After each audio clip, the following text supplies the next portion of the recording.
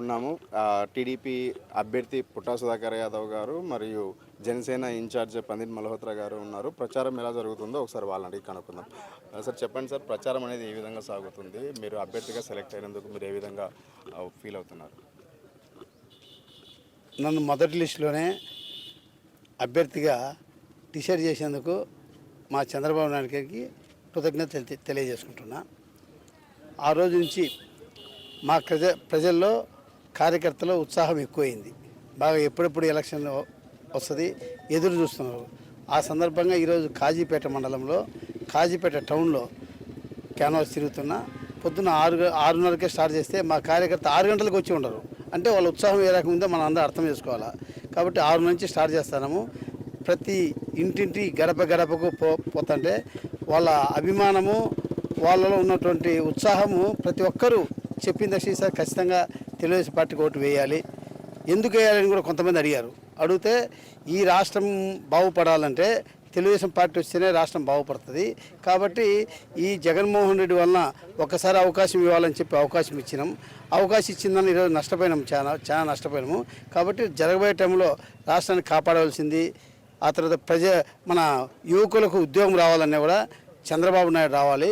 ఈ జగన్మోహన్ రెడ్డి వచ్చిన తర్వాత ఉన్నటువంటి ఇండస్ట్రీస్ ఎత్తిపోయినాయి, ఉన్నటువంటి డెవలప్మెంట్ నిలబడిపోయింది. మరి బటన్ నొక్కుడు కార్యక్రమం చేస్తే ప్రజలందరూ ఏమైనా బటన్ నొక్కుడు దానివల్ల మేము ఆర్థికంగా డెవలప్ అయినామా? డెవలప్ ఏం కాలేదు. కాబట్టి రాష్ట్రం మాత్రం నష్టపోయింది. కాబట్టి ఈసారి ఖచ్చితంగా ఎట్టి పరిస్థితుల్లో మేము తెలుగుదేశం పార్టీకి ఓటు వేస్తాం. కులాలకు అతీతంగా ప్రతి ఒక్కరూ ఎస్సీ, ఎస్టీ, ముస్లిమ్స్, బీసీ అందరు కలిసి ఎక్కడ చూసినా కూడా వాళ్ళు స్వచ్ఛందంగా మేము ముందుకు వచ్చి ఈసారి ఖచ్చితంగా మేము తెలుగుదేశం పార్టీకి ఓటు వేస్తాము. ఇంతకుముందు వేయినటువంటి వాళ్ళు కూడా ఈసారి మీరు లాస్ట్ టైం వేయినటువంటి వాళ్ళు కూడా మేము ఈసారి ఓటు వేస్తాం. మా ఇంట్లో 30 ఓట్లు ఉన్నాయి. మేము 30 ఓట్లు ఒక్క ఓటు పక్కకు పోకుండా వేస్తామని చెప్పి చాలామంది ముందుకు వచ్చేందుకు వారికి అందరూ కూడా ధన్యవాదాలు తెలియజేసుకుంటూ వాళ్ళందరూ వాళ్ళ ఉత్సాహం చూస్తుంటే మాకు కూడా చాలా ఆనందంగా ఉంది. ఈ కార్యక్రమంలో ఈరోజు నిన్న పొద్దున్న నుంచి కాజీపేట మొదలుపెట్టాం. ఈరోజు ఇంకా 2-3 రోజులు ఉంటుంది కాజీపేట టౌన్లో. ఖచ్చితంగా ప్రతి గడపకు ప్రోగ్రాం చేస్తూ ప్రజల దగ్గరికి ఒక్క అవకాశం, 2 సార్లు ఓడిపోయినా ఒక్క అవకాశం అని చెప్పి వాళ్ళు అడిగితే వాళ్ళు కూడా మనస్ఫూర్తిగా స్వాగతించి ఈసారి ఖచ్చితంగా వేస్తామని చెప్తున్నారు.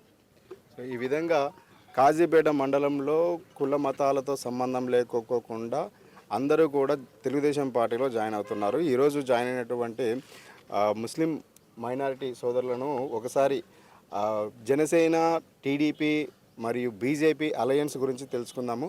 బ్రదర్, ఈ అలయన్స్లో బీజేపీ కూడా జాయిన్ అయ్యింది. బీజేపీ జాయిన్ అవ్వడం వల్ల ముస్లిమ్స్ మైనారిటీ ఓట్లు అనేది చీల్తాయి అనే విధంగా మాట్లాడుతున్నారు. దాని మీద ఏమని చెప్తారు? నా పేరు ఖదీరు. ముస్లిం మైనారిటీ ఓట్లు చీలడం అనేది కుదరదు. ఎందుకంటే ఏ ముస్లిం మైనారిటీ అయినా కానీ ముందు అభివృద్ధి కోరుకుంటున్నాడు. అభివృద్ధి ఎవరితో జరుగుతుందంటే టీడీపీతోనే సాధ్యం. అందులో మన ప్రియతమ నాయకుడు పుట్టా సుధాకర్ యాదవ్ గారు ఆయనతో సాధ్యమని పక్కాగా ఫిక్స్ అయినారు. కాబట్టి మనకు ఇప్పుడు ముందుకు సాగాలంటే పొత్తు అనేది చాలా అవసరం. కాబట్టి ఈ బీజేపీతో పొత్తు ఉన్నా ఉండకపోయినా పెద్ద సమస్య ఉండదు. గ్యారంటీగా మనం ఇక్కడ గెలిచి తీరుతాము. ఇప్పుడు ముందు మాదిరి ముస్లిం మనోభావాలు ఏదో దెబ్బతింటాయి అవి ఇవి అనే లెక్కాచారం ఏం ఉండదు. ఇంకో విషయం ఏంటంటే ఈ ప్రతి ఒక్కడు అభివృద్ధి కోసమే పోరాడుతున్నారు. అభివృద్ధి ధ్యేయంగా ప్రయత్నిస్తున్నారు, పనిచేస్తున్నారు కూడా. మన సుధాకర్ యాదవ్ గారు చాలా ప్రతి ఇంటికి తిరిగి అభివృద్ధి గురించి అందరికీ చెప్పి మీ పథకాలు ఇవి ఇలా ఉన్నాయి అని అందరికీ వివరిస్తే వాళ్ళు చాలా సంతోషంగా యాక్సెప్ట్ చేస్తున్నారు దాన్ని. ఈ అవకాశం ఇచ్చిన అందరికీ నా కృతజ్ఞతలు, ధన్యవాదాలు. సో మరొక ముస్లిం సోదరుని అడుగుదాము. బ్రదర్, సో ఎలాగ ఈ బీజేపీ అలయన్స్తో ఏమన్నా ముస్లిం ఓట్లు చీలే అవకాశం ఉందంటారా?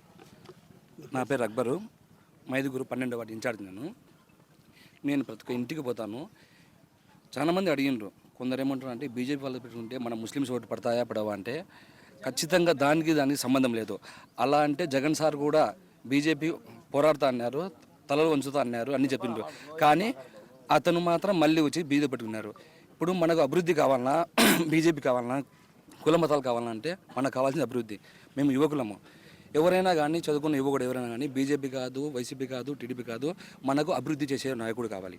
మాకు తెలిసినంత వరకు మేము గత 2014లో 19లో చూసాము వైసీపీని, దాంట్లోంచి టీడీపీకి వచ్చాము మేము.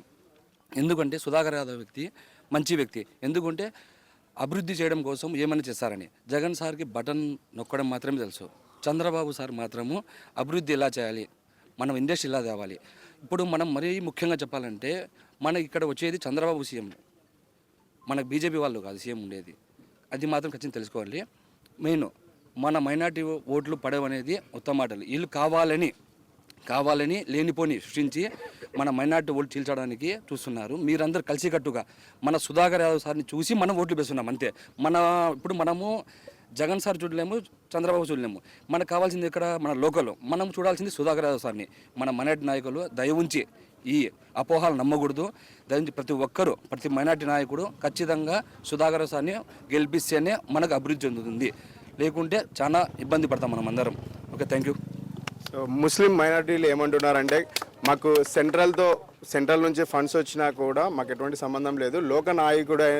లోకల్ నాయకుడైనటువంటి పుట్టా సుధాకర్ యాదవ్ మీద మాకు గట్టి నమ్మకం ఉంది, గట్టి భరోసా ఉంది. ఆయన ఖచ్చితంగా గెలుస్తారు, మాకు 100% యూటిలైజ్ అవుతారు అని చెప్పేసి గట్టి నమ్మకంతో ఉన్నారు ముస్లిం మైనారిటీలు. వాళ్ళ ఆశలు నెరవేరాలని కోరుకుంటున్నాం.